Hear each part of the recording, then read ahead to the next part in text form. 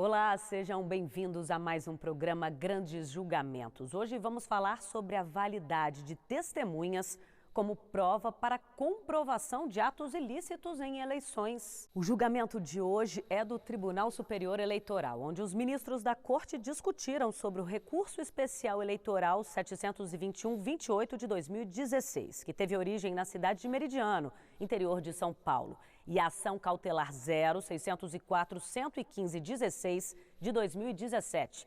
Os dois processos dizem respeito à cassação dos mandatos do prefeito e da vice-prefeita da cidade de Meridiano. O fato já havia sido julgado pelo Tribunal Regional Eleitoral de São Paulo, que cassou os mandatos de Orivaldo Risato e Márcia Adriano, eleitos em 2016. A decisão da Corte Regional, baseada exclusivamente em depoimentos de testemunhas ouvidas em juízo, confirmou o oferecimento de benefícios em troca de votos nos candidatos.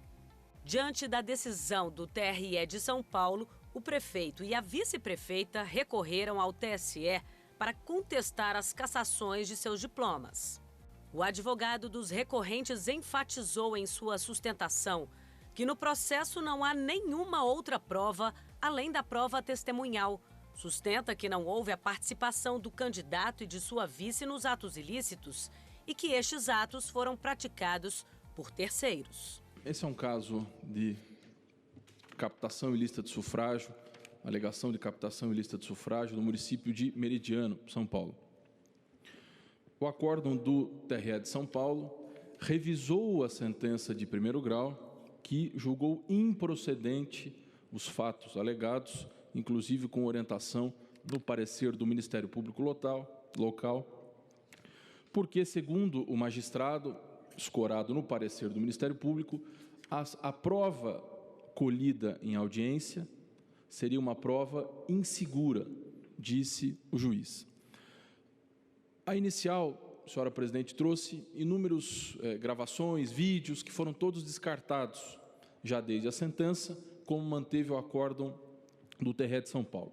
Então, aqui eu chamaria a atenção de Vossas Excelências, porque me parece um caso, ministro Fachin, absolutamente grave, porque é uma captação ilícita escorada exclusivamente em prova testemunhal.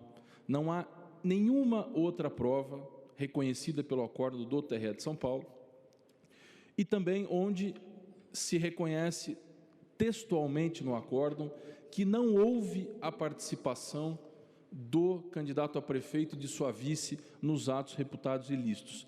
Terceiros praticaram a prova. Portanto, não há processo de maior fragilidade do que a tentativa de desconstituição de um mandato com base exclusivamente em prova testemunhal, testemunhas arroladas exclusivamente pela autora, e onde se reconhece textualmente que não houve a prática dos fatos pelos próprios candidatos, mas teria havido a prática por terceiros. O advogado seguiu destacando que não há elementos fortes para negar provimento do recurso em questão. E assim leu depoimentos das testemunhas que, segundo ele, são pontos frágeis no processo. Também no acórdão traz a fragilidade que se coloca, porque uma testemunha, quando perguntada, diz o seguinte: eu neguei a oferta, e a oferta aqui inicialmente era de dinheiro e também da estranha quitação, ou melhor, do estranho perdão de uma conta em um mercadinho municipal. Essa testemunha fala: olha, eu neguei, porque eu já tenho candidato há muito tempo e é o candidato autor da ação. Outra testemunha diz o seguinte, isso tudo transcrito no acórdão: eu neguei também, outra testemunha, ministro Mussi, eu neguei porque eu sou 14, que é o adversário, até morrer. Disse a testemunha, transcrita pelo acórdão de modo expresso. Ou seja, a única prova que se tem é de pessoas que declaradamente, até morrer, são da coligação adversária. E é essa a fragilidade que o magistrado reconheceu e julgou improcedente, apoiado pelo parecer do promotor local. O TRE de São Paulo reforma a decisão por entender que esses aspectos colhidos na audiência, que para mim, sinceramente, são muito relevantes, não poderiam ser razão de decidir, ministro Tarcísio. Então afasta e fala, não, essa impressão do juiz não deve ser levada em consideração. disse o Acórdão do TRE de São Paulo. Pois bem, essa prova insegura, baseada nos comportamentos, gerou o que me preocupa muito, que foi também uma conclusão do acórdão, porque especificamente em relação a esse perdão da conta no mercado, o Acórdão de São Paulo diz textualmente, até porque a pessoa acusada de perdoar a dívida no mercado, também dito pelo acórdão, não tinha o poder de perdoar a dívida. Aí vem o TRE de São Paulo e fala, não, mas aqui é teoria da aparência. Então, nós estamos com uma prova exclusivamente testemunhal, arrolada pela autora, que se caça com base na teoria da aparência. Passando ao segundo ponto. Além de toda essa fragilidade probatória, o acórdão reconhece textualmente, e abro aspas, ainda que não tenha ocorrido a intervenção pessoal e direta do candidato a prefeito, é possível a caracterização do ilícito em testilha quando o fato é praticado por interposta pessoa que possui ligação com o candidato. Então, nós partimos de uma prova exclusivamente testemunhal, arrolada pela autora, que disse que desde a morte ou desde sempre ela era partidária da autora da ação. E aí, quando se debate quem praticou a conduta, o acórdão reconhece claramente que não houve a participação direta do candidato a prefeito e também do candidato a vice. E aí segue dizendo o seguinte, não houve a participação deles, mas foi feito por interposta pessoa. E cita aqui os nomes das pessoas e diz que um deles é representante do partido DEM na coligação majoritária e que a outra é tesoureira do partido local. E com base nisso, então, presume, e por que eu digo presume?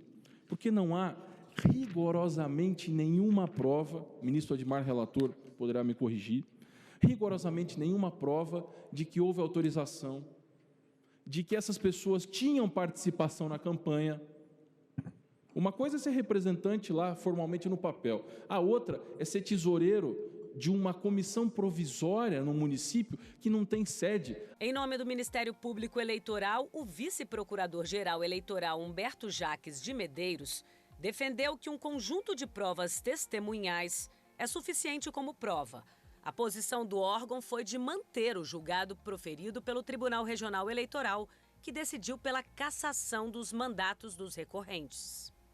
A razão do julgamento desta causa é verificar a integridade da ordem jurídica, não a justiça do caso concreto. A tese jurídica trazida é de que, sendo provas testemunhais, seria impossível chegar-se ao resultado obtido. A jurisprudência é pacífica de que uma prova testemunhal única não permite, mas um conjunto robusto de provas testemunhais é sim suficiente. Essa é a jurisprudência que o acórdão não desafia e não descabe à Corte, em recurso especial, quando o que se está a apreciar é a ordem jurídica, revolver as conclusões fáticas do processo. De qualquer sorte, canso suas excelências lendo do acórdão a seguinte conclusão. Também evidente está o conhecimento e consentimento dos candidatos Orivaldo e Paulo César, sendo que este primeiro foi citado por todas as testemunhas como o verdadeiro autor da proposta e responsável pelo dinheiro oferecido, e o segundo estava presente quando dos fatos, ora em comento, não havendo que se falar em mera presunção desse conhecimento. Esta é a conclusão do Tribunal Regional Eleitoral de São Paulo, onde transitam em julgados os fatos, onde a preclusão dessas conclusões para outra instância e sobre a tese jurídica de que não pode haver esse tipo de conclusão de cassação de mandato apenas com prova testemunhal, se pretende rever a densidade das conclusões sobre os fatos que o TRE já obteve. Entende, pois, o Ministério Público que a hipótese é de não conhecimento do recurso especial e, por conseguinte, da manutenção do julgado proferido pelo TRE Bandeirante e, por conseguinte, a cassação da medida cautelar que protegeu o exercício ilegítimo do mandato de alguém que, apesar de toda sorte de expediente para a captação ilícita do sufrágio, obteve o mandato com uma diferença de apenas 8 votos no pleito. Acompanhe a leitura do relatório pelo ministro Admar Gonzaga, relator da ação. A Corte de Origem reformou a sentença para cassar os diplomas dos candidatos Orivaldo Risato, Márcia Cristina Adriano de Lima e Paulo César Risato, respectivamente eleitos aos cargos de prefeito, vice-prefeito e suplente ao cargo de vereador, bem como aplicar multa no valor mínimo legal a Orivaldo Risato, Paulo César Risato, a Alex Pirola dos Santos e Alcir Regis Nunes, pela prática de captação ilícita de sufrágio nos termos disposto do artigo 41A da Lei das Eleições. Os recorrentes apontam dissídio jurisprudencial entre o acórdão do Tribunal de Origem e precedente desta Corte Superior quanto à possibilidade de condenação por captação ilícita de sufrágio com fundamento exclusivamente em prova testemunhal. Sustento que o Tribunal de Origem os condenou baseando somente em relatos fornecidos por supostos beneficiários da aventada oferta de captação ilícita de sufrágio, sem qualquer correlação com outros elementos comprobatórios. Nós vamos a um rápido intervalo. Na volta, você confere a continuação da sustentação do relator Admar Gonzaga.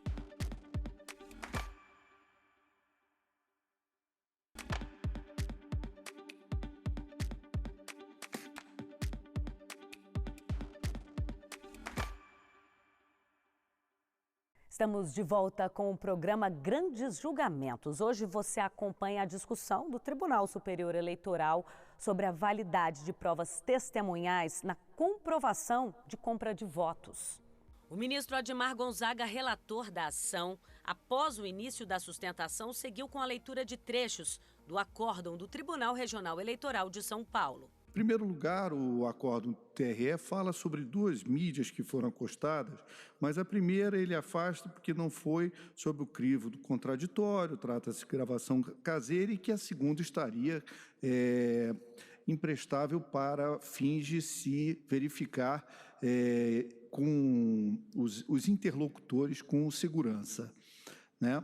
A mídia que conteria a prova da captação ilícita de sufrágio para o perdão da dívida do mercadinho local.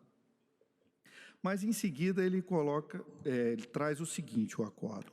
E é exatamente o caso da presente ação, na qual se verifica que as testemunhas ouvidas em juízo, por meio de depoimentos consistentes, unânimes e lineares, confirmaram o oferecimento de benesses em troca de votos nos candidatos ora representados, consistentes em pagamento em dinheiro prometido e pago pelo representado Alcir Regis Nunes e o perdão de dívida no mercado por parte do representado Alex Pirola dos Santos.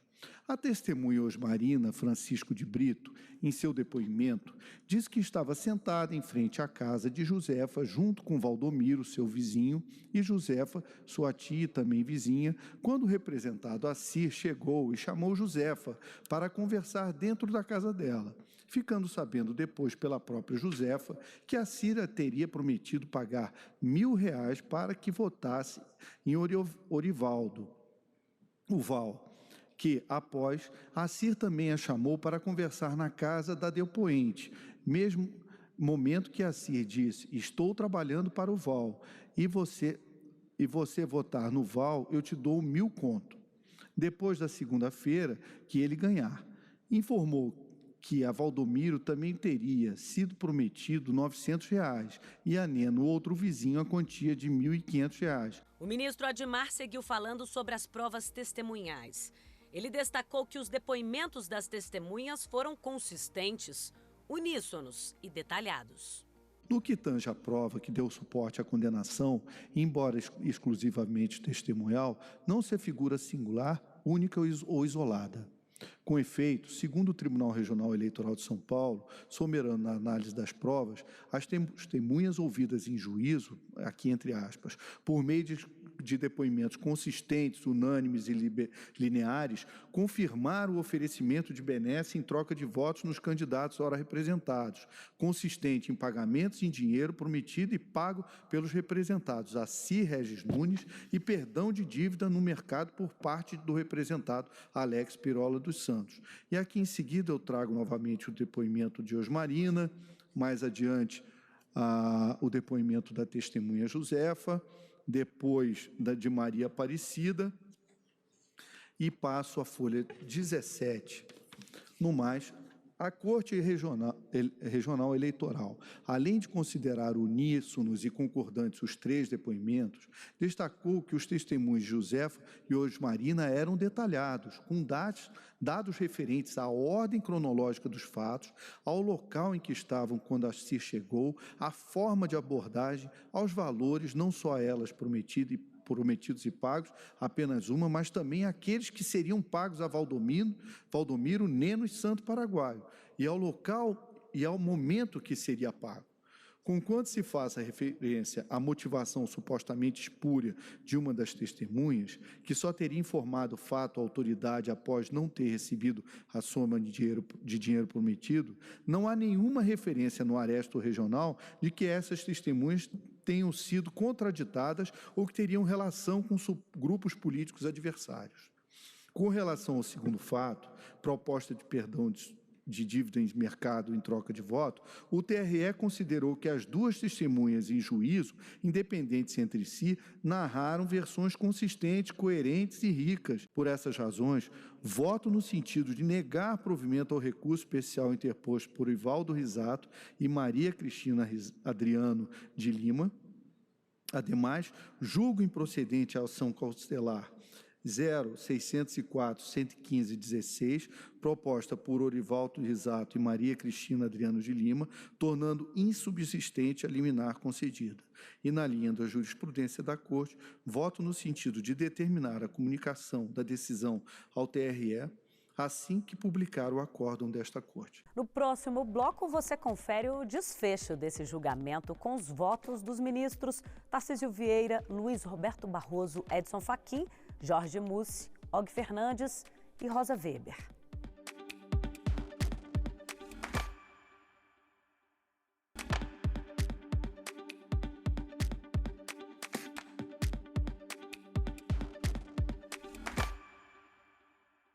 Estamos de volta com o programa Grandes Julgamentos. Acompanhe agora o desfecho do julgamento do Tribunal Superior Eleitoral sobre a validação das provas testemunhais para a cassação dos diplomas do prefeito e da vice-prefeita do município de Meridiano, em São Paulo.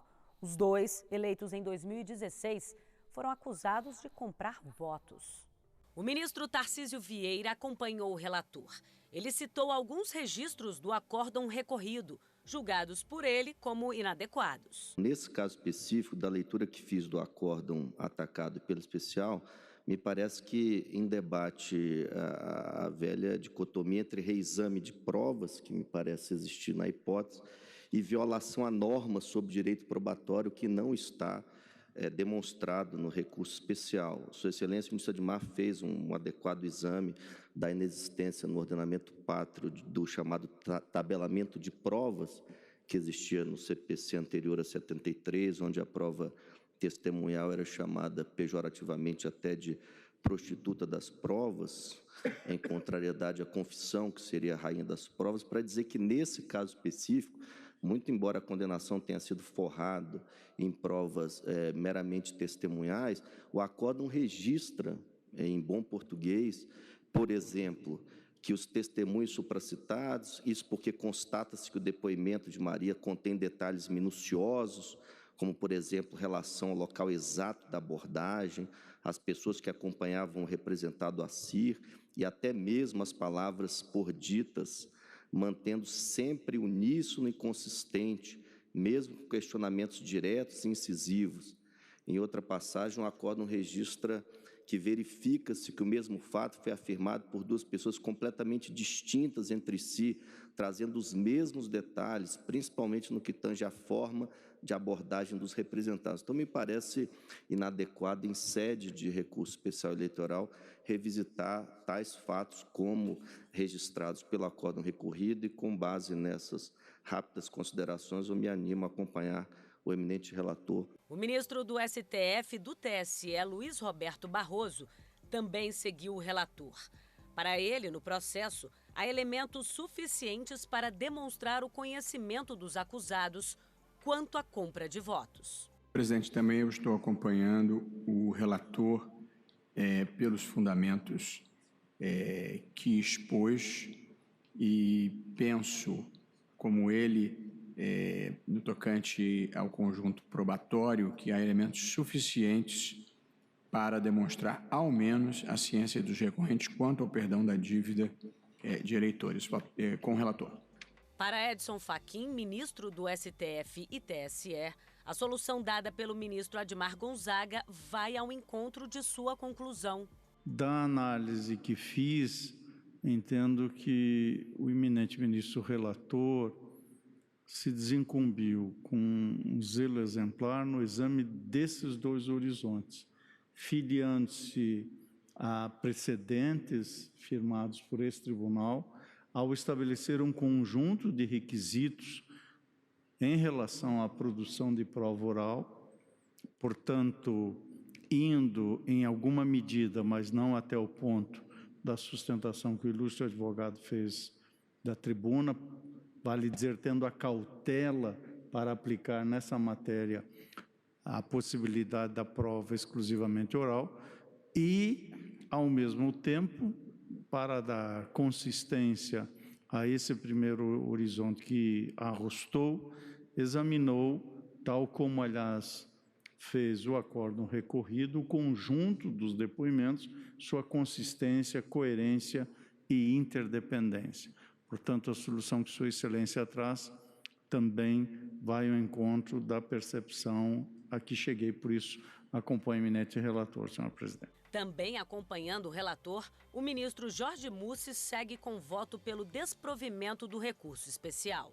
Como muito bem salientou o relator, na espécie, embora possa haver dúvida quanto à anuência dos recorrentes relativamente ao primeiro ilícito em debate, oferta de dinheiro em troca de voto, o mesmo não ocorre quanto à promessa de perdão de dívida em troca do sufrágio de 2 eleitores. Nesse diapasão, a moldura fática do aresto regional revela que, em ocasiões distintas, 2 eleitores foram abordados pelo tesoureiro do Diretório Municipal do PSDB, partido ao qual o primeiro recorrente era afiliado, oferecendo o perdão de dívida contraída em supermercado em troca de votos. A esse respeito, chama a atenção a uniformidade dos testemunhos dos eleitores corrompidos, segundo afirmou o TRE de São Paulo, com detalhamento do modus operandi na conduta.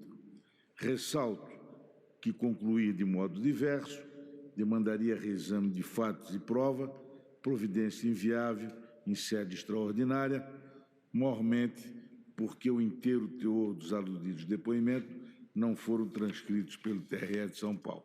Por fim, e concluindo, entendo que a anuência dos recorrentes encontra-se comprovada diante do limite do candidato a prefeito com o tesoureiro de campanha, igualmente responsável pela veracidade das informações financeiras de campanha, denotando-se relação de confiança entre ambos. Ante o exposto, estou acompanhando o voto do relator e pelo desprovimento do recurso especial.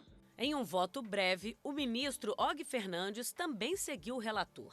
Ele deixou os detalhes de seus argumentos em um voto escrito. Senhora presidente, senhores ministros, senhoras e senhores, eu acompanho o relator e farei a apresentação de um voto escrito, presidente. O presidente da Corte Eleitoral, ministra Rosa Weber, acompanhou na íntegra o ministro relator. Ela destacou que as provas citadas são suficientes para condenar os recorrentes. Eu cumprimento o advogado que assumou a tribuna, o eminente subprocurador-geral eleitoral pelas sustentações e cumprimento especialmente o eminente relator pelo voto minucioso e percussiente e que, a meu juízo, merece integral endosso em se tratando o recurso especial de recurso de natureza extraordinária e que, por essa razão, nos limita ao exame do quadro fático endossado, no caso do acórdão regional. Da mesma forma quanto a questão de direito, né, que foi ventilada, acompanhou o eminente relator na medida que a apreciação de Sua Excelência a partir dos dados fáticos contidos nos autos demonstra que os depoimentos das testemunhas foram uníssonos, coerentes e, por isso, se mostram suficientes na esteira da jurisprudência desta Casa para embasar um decreto condenatório. Por unanimidade, os ministros do TSE negaram provimento ao recurso especial julgando a ação cautelar improcedente. Os ministros decidiram que provas testemunhais, desde que consistentes, podem ser consideradas como prova, mesmo que sejam um único meio para atestar compra de votos.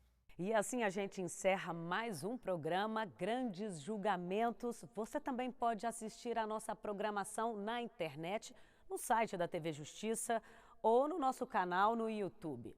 Até a próxima. Tchau, tchau.